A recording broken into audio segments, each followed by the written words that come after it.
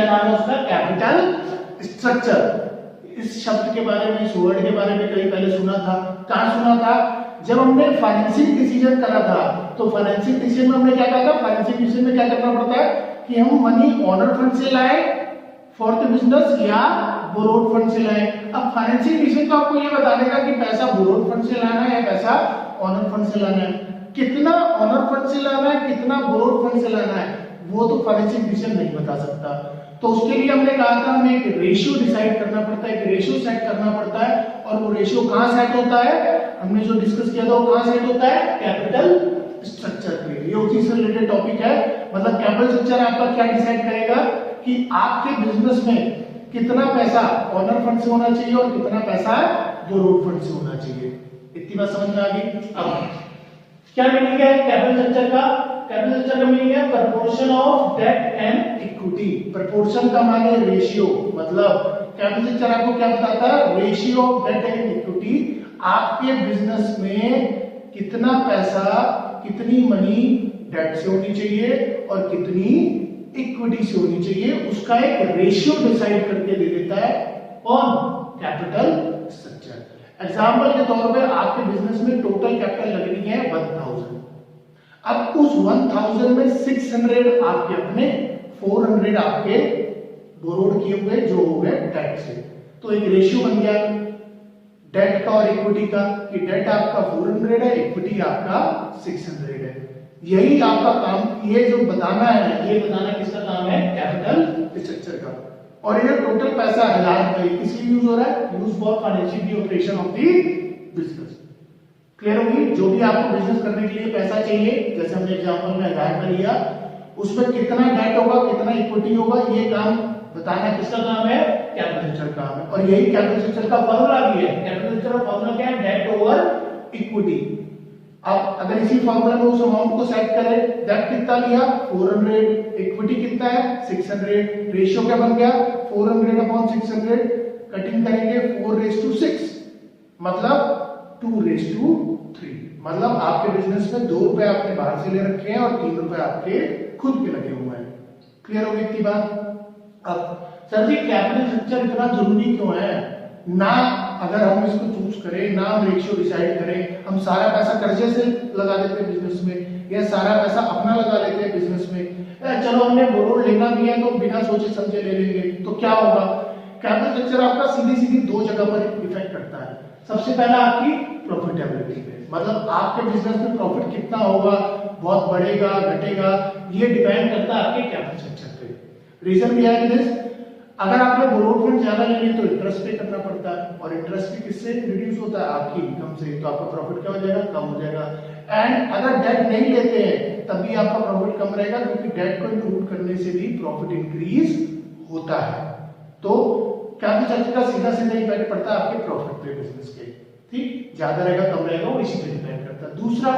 दूसरा है, दूसरी जगह जो इफेक्ट कर रहा है वो फाइनेंशियल रिस्क। अब फाइनेंशियल रिस्क क्या होता है सर जी?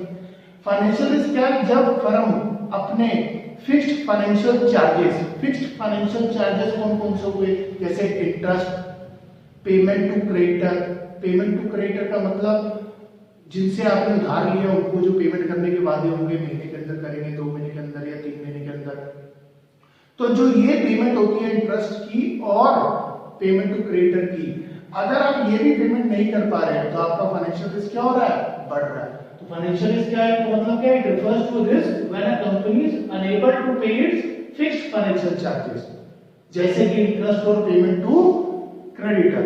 इतनी बात समझ में आई? अगर इसको और थोड़ा आगे डीप लेके चले, आपने डेट ज्यादा लिया तो इंटरेस्ट भी ज्यादा होगा, इंटरेस्ट ज्यादा होगा तो आपका फाइनेंशियल रिस्क भी ज्यादा होगा।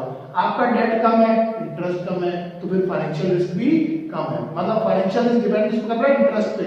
इंटरेस्ट ज्यादा, फाइनेंशियल रिस्क ज्यादा, इंटरेस्ट कम, फाइनेंशियल रिस्क कम।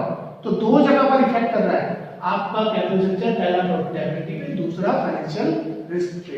इसीलिए हमें रेशियो सोचना पड़ रहा है कि कितना डेट ले जिससे हमारा रिस्क भी ज्यादा ना बढ़े और हमारा प्रॉफिट भी ज्यादा आए।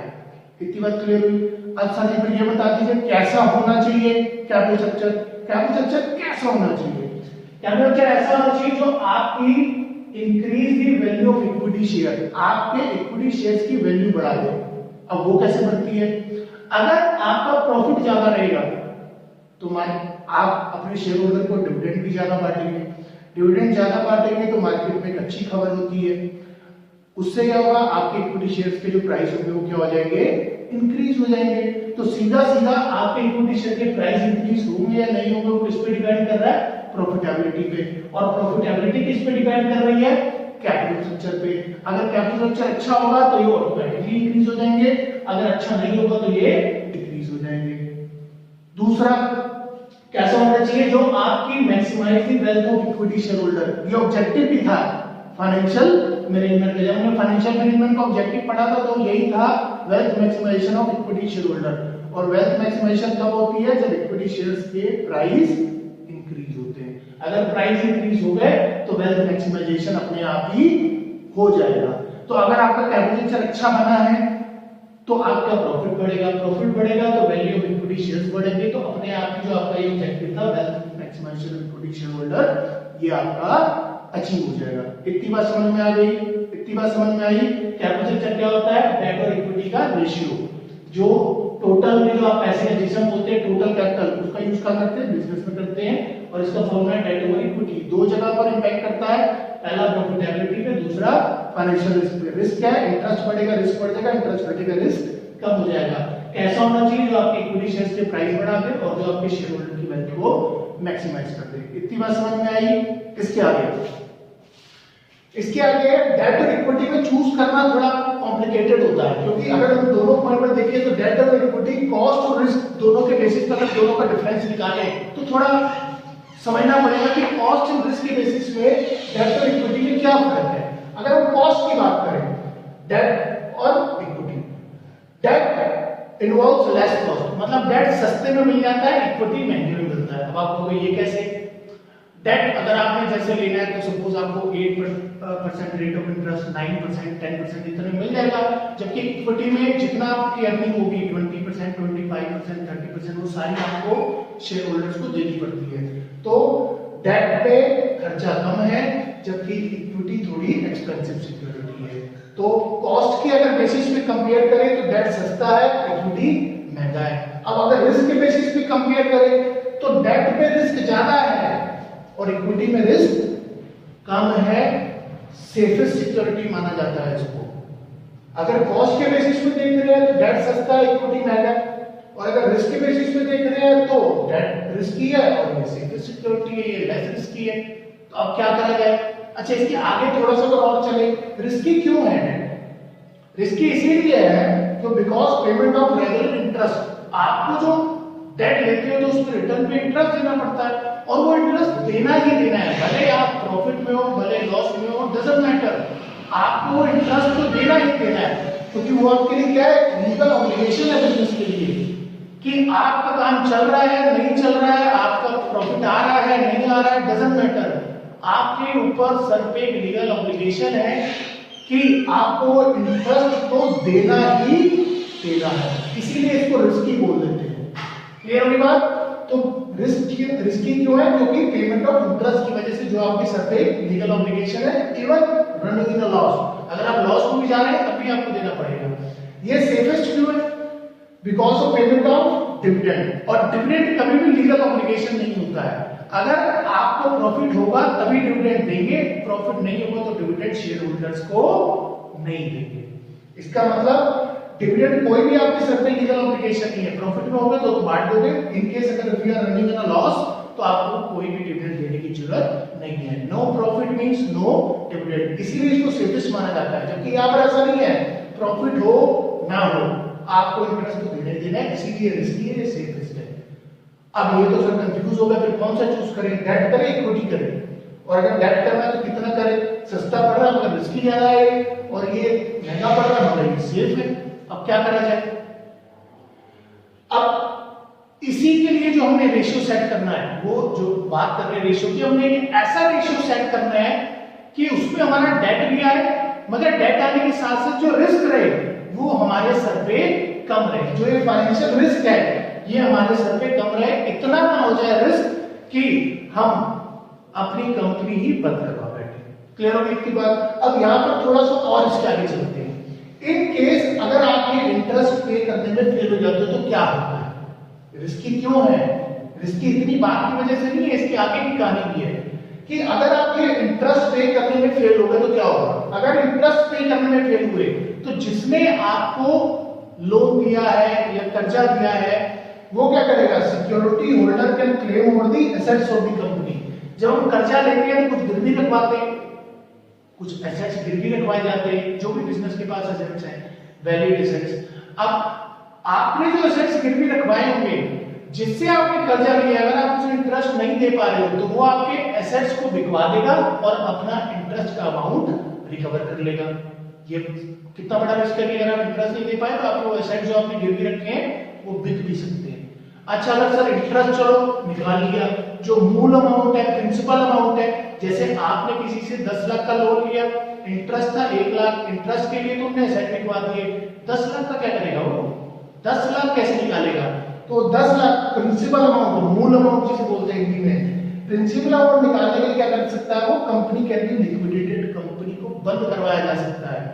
कंपनी होगी बंद, कंपनी की सारी संपत्ति बेची जाएगी और बेचने के बाद वो अपने 10 लाख रुपए उसमें से निकलवा लेगा। तो देखिए कितना बड़ा रिस्क है कि अगर इंटरेस्ट नहीं पे कर पाए तो पहले आपने जो सिक्योरिटी गिरवी रखी होगी कर्जा लेते हुए वो बिकेगी, प्रिंसिपल अमाउंट नहीं पे कर पाए तो आपकी कंपनी बंद हो जाएगी और वो अपना पैसा वसूल कर लेगा। इसीलिए ज्यादा डेट भी नहीं ले सकते और आप पूरा काम, पूरा बिजनेस आप कर्जे पे नहीं कर सकते, क्योंकि पूरा कर्जे पे करने में भी रिस्क है आपको, ये वही रिस्क है। आप सबसे फिर ये बताइए हम रेशियो कैसे सेट करें कि ऐसा रेशियो बन जाए कि हमारा रिस्क भी कम रहे और हमें प्रॉफिट भी ज्यादा हो। तो कैसे होगा? कैपिटल स्ट्रक्चर में होगा, ये तो समझ आ गई। अब इसके लिए कंपनी एक कॉन्सेप्ट का यूज करती है, इस रेशियो को सेट करने के लिए कंपनी एक कॉन्सेप्ट का यूज करती है। उस कॉन्सेप्ट का नाम क्या है? Financial leverage. क्या नाम है?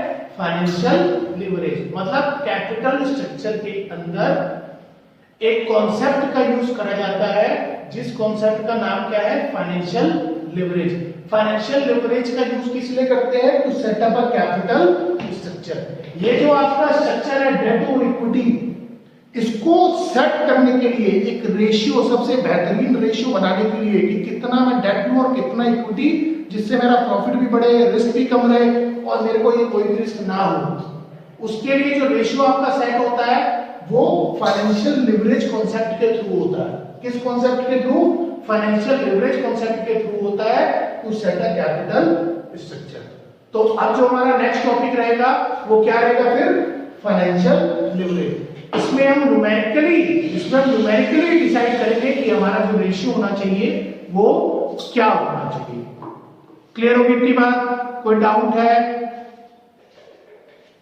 Thank you.